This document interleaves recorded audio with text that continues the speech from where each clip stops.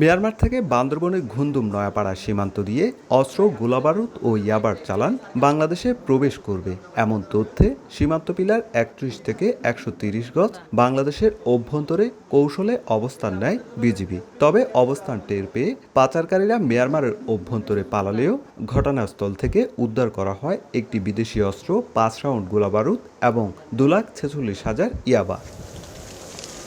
Myanmar সীমান্ত দিয়ে বাংলাদেশে বিপুল পরিমাণ মাদক প্রবেশের পেছনে আরাকান আর্মি ও চোরা কারবারিদের সংশ্লিষ্টতা থাকতে পারে বলে জানায় বিজিবি। সোমবার দুপুরে সংবাদ সম্মেলনে এই তথ্য জানিয়ে বাংলাদেশি নাগরিকদের অযাচিতভাবে সীমান্তে না যাওয়ার আহ্বান জানান বিজিবির অধিনায়ক। বিপুল পরিমাণ মাদক বাংলাদেশে আসার সাথে আরাকান আর্মির সম্পৃক্ততা থাকতে পারে, এটা আমরা খুব দৃঢ়ভাবে ধারণা করে নিচ্ছি এবং বাংলাদেশি চোরা কারবারিরা তাদেরকে আমলে না নিয়ে এই ব্যবসা করতে পারবে না, এটাও আমাদের একটা ধারণা বলে প্রতীয়মান। নিজেরা নিজেদের মধ্যে রেষারেষি করেছে, ছোটোখাটো যুদ্ধ করেছে, এরই প্রেক্ষিতে হয়তোবা এই সীমান্তে মাইনগুলো বিছিয়েছে।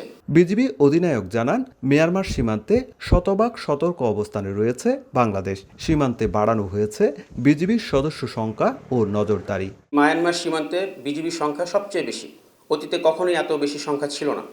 আমরা সামনে নিয়ে গিয়েছি বিওপিগুলোতে, তো আমাদের সতর্কতা নিয়ে কোনো সন্দেহ নাই, শতভাগ সতর্ক আছি।